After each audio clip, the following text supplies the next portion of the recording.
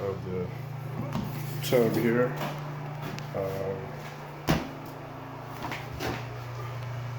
All the nuts get here is on,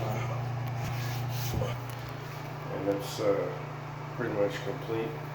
I think this is number 8 or number 9, so this is all finished.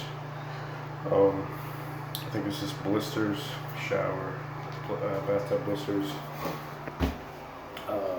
But basically, since the last video, I faired everything out, the fiber filler and glass all together with aided grit, and just put on 2 coats of gel coat with a roller, and that's pretty non-slip right there.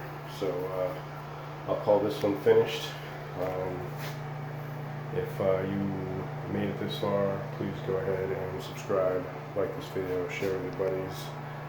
You'll get a notification